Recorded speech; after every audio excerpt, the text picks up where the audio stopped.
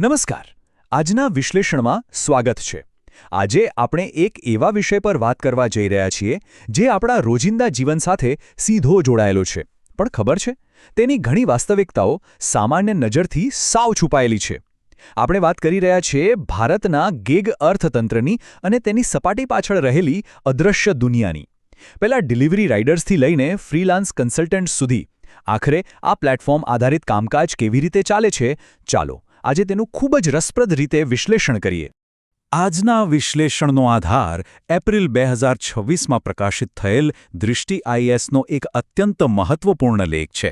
આ લેખ ખૂબ જ તટસ્થ રીતે શ્રમ અધિકારો, ઝડપથી બદલાતી ટેકનોલોજી અને આબોહવા પરિવર્તન આ ત્રણ મુદ્દાઓ એકબીજા સાથે કેવી રીતે ટકરાય છે તેનું એકદમ સચોટ ચિત્ર રજૂ કરે છે. કોઈપણ પક્ષ લીધા વિના આપણે સીધા જ આ લેખના તથ્યો અને આંકડાઓ પર ધ્યાન કેન્દ્રિત કરીશું. તો ચાલો આમાં થોડા ઊંડા ઉતરીએ. અહીંયા વિશાળ આંકડો જુઓ, 23 મિલિયન એટલે કે 2.3 કરોડ. નીતિ આયોગના અંદાજ મુજબ 2030 સુધીમાં ભારતમાં ગિગ કામદારોની સંખ્યા આ સ્તર સુધી પહોંચી જશે. વિચાર કરો, અત્યારે આ સંખ્યા 7.7 મિલિયન છે. આટલી જબરદસ્ત ઝડપી વૃદ્ધિ એ જ બતાવે છે કે આ કોઈ નાનોસૂનો ફેરફાર નથી, પણ એક આખી આર્થિક ક્રાંતિ છે. આજના આ વિશ્લેષણની રૂપરેખા કંઈક આવી રહેશે. 1. ગિગ ઇકોનોમીનો ઉદય. 2. તેના વિકાસને વેગ આપતા પરિબળો. 3. અદૃશ્ય પડકારો અને જોખમો. 4. આબોહવા અને અલ્ગોરિધમનું દબાણ. અને છેલ્લે 5. ભવિષ્ય માટેના ઉકેલો. બસ આ જ ક્રમમાં આપણે આગળ વધીશું. તો શરૂઆત કરીએ વિભાગ 1થી, ગિગ ઇકોનોમીનો ઉદય. એકદમ સરળ શબ્દોમાં સમજીએ તો ગિગ ઇકોનોમી એક એવું શ્રમ બજાર છે જ્યાં કાયમી નોકરીઓને બદલે ટૂંકા ગાળાના કરારો અથવા તો ફ્રીલાન્સ કામ હોય છે. પરંપરાગત માસિક પગાર ભૂલી જાઓ, અહીં દરેક કામ અથવા ટાસ્ક દીઠ ચૂકવણી થાય છે. સૌથી આકર્ષક વાત એ છે કે આમાં પ્રવેશ મેળવવો ખૂબ જ સરળ છે. કોઈ મોટી વિશિષ્ટ ડિગ્રીની જરૂર નથી, બસ એક ડિજિટલ પ્લેટફોર્મ અને કામ કરવાની તૈયારી હોય એટલે પૂરતું છે. હવે જોઈએ વિભાગ 2. આ વિકાસને વેગ આપતા પરિબળો કયા છે? હવે આ વૃદ્ધિ પાછળ જે ખરેખર રસપ્રદ બાબત છે ને, તે એ છે કે આ બધું કોઈ એક કારણથી નથી થઈ રહ્યું. આ અનેક પરિબળોનું પરિણામ છે. ઉદાહરણ તરીકે ડિજિટલ પબ્લિક ઇન્ફ્રાસ્ટ્રક્ચર જુઓ, એટલે કે આપણું યુપીઆઈ અને આધાર. આ એક બહુ મોટો પાયો છે. માત્ર માર્ચ 2026માં જ દર મહિને 20 અબજ જેટલા યુપીઆઈ વ્યવહારો થયા છે. આ ઉપરાંત પેલો 10 મિનિટની ડિલિવરીનો ક્રેઝ, મોટી કંપનીઓમાં પ્રોજેક્ટ આધારિત વ્હાઇટ કોલર હાયરિંગ અને 30,000 કરોડ રૂપિયાનું વિશાળ ક્રિએટર અર્થતંત્ર, આ બધું જ મળીને શ્રમ બજારને સતત વિસ્તારી રહ્યું છે. આમાં એક ખૂબ જ સકારાત્મક પાસું પણ છે અને તે છે પિંક કોલર ગિગ્સ. લેખમાં નોંધ્યા મુજબ અર્બન કંપનીની ઉડાન પહેલ દર્શાવે છે કે જ્યારે મહિલા ગિગ કામદારોને ટુ વ્હીલરની સુવિધા મળી ત્યારે તેમની કમાણીમાં લગભગ 14% સીધો વધારો જોવા મળ્યો. આ સ્પષ્ટપણે દર્શાવે છે કે જો યોગ્ય સુવિધાઓ મળે તો મહિલાઓ માટે નાણાકીય સ્વતંત્રતાના કેવા નવા દરવાજા ખુલી શકે છે. આગળ વધીએ વિભાગ 3 તરફ, અદૃશ્ય પડકારો અને જોખમો. અહીં એક બહુ મોટી કાનૂની વિસંગતતા જોવા મળે છે. પ્લેટફોર્મ કંપનીઓ કામદારોને સ્વતંત્ર ભાગીદાર અથવા તો પાર્ટનર કહીને બોલાવે છે. હવે થાય છે એવું કે આ લેબલને કારણે કંપનીઓ ઓવરટાઇમ પગાર કે નોકરીની સુરક્ષા આપવાની જવાબદારીમાંથી સાવ બચી જાય છે. પણ વાસ્તવિકતા શું છે? કામદારો પર એક સામાન્ય કર્મચારી જેવું જ કડક નિયંત્રણ રાખવામાં આવે છે.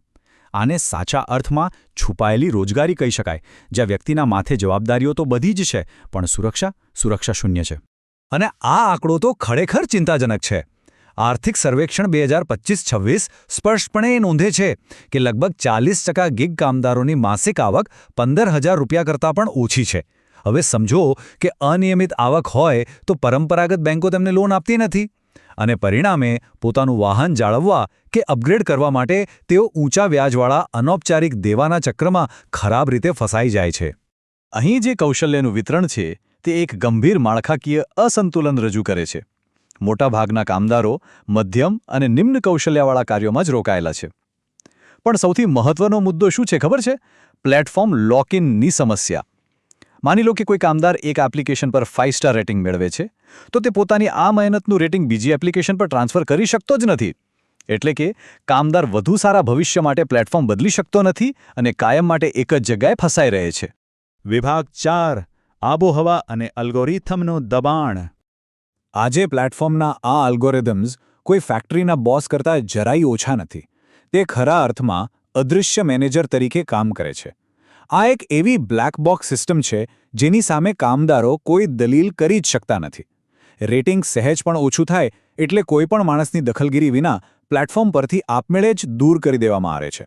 2024માં તો રાષ્ટ્રીય માનવ અધિકાર પંચે એમેઝોનના વેરહાઉસમાં થતી શ્રમ પ્રથાઓની સ્વતઃ નોંધ લીધી હતી, જે બતાવે છે કે આ દબાણ કેટલું અત્યંત તીવ્ર છે. આ દબાણને 2026ની ગરમીના ઉદાહરણથી બરાબર સમજી શકાય છે.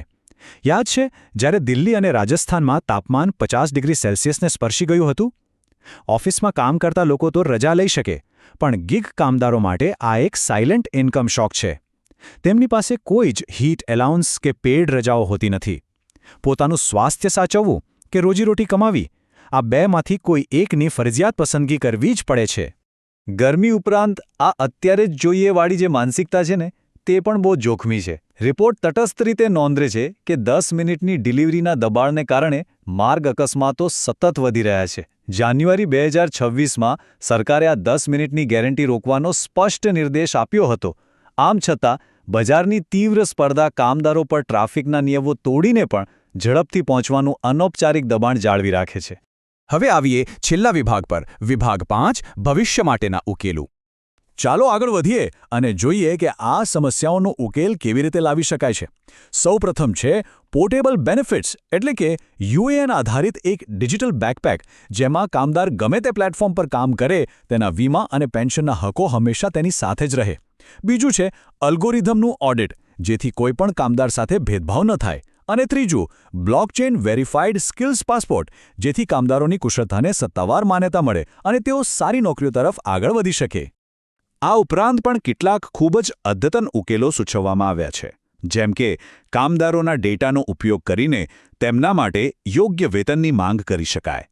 આબોહવાને ધ્યાનમાં રાખીને ખાસ હીટ સ્ટોપ પ્રોટોકોલ અને આરામ માટે ગ્રીન ઝોન બનાવવા જોઈએ. કામદારોના રોકડ પ્રવાહના આધારે તેમને ઇલેક્ટ્રિક વાહનો માટે એકદમ સરળ લોન મળવી જોઈએ. અને આમાં સૌથી ક્રાંતિકારી વિચાર કયો છે ખબર છે? કામદારોની પોતાની માલિકીની એપ્લિકેશનો અથવા DAO એટલે કે વિકેન્દ્રિત સ્વાયત્ત સંસ્થાઓને પ્રોત્સાહન આપવું. આનાથી સાચા અર્થમાં બજાર આધારિત ઔપચારિકીકરણ લાવી શકાશે. અંતે આ સંપૂર્ણ વિશ્લેષણ આપણને ખૂબ જ ઊંડાણપૂર્વક વિચારવા મજબૂર કરતા પ્રશ્ન પર લાવીને ઊભા રાખે છે. શું ભારતના ગિગ અર્થતંત્રના આ ઝડપી વિસ્તરણે શ્રમ કલ્યાણના માળખાને પાછળ છોડી દીધું છે? જુઓ, નવીનતા અને ટેકનોલોજી તો ખૂબ જ જરૂરી છે, પરંતુ તે કામદારોના ગૌરવ અને તેમની સલામતીના ભોગે તો ન જ હોવી જોઈએ. આ સંતુલન સાધવું એ જ ભવિષ્યનો સૌથી મોટો પડકાર છે. આજના વિશ્લેષણમાં જોડાવા બદલ ખૂબ ખૂબ આભાર.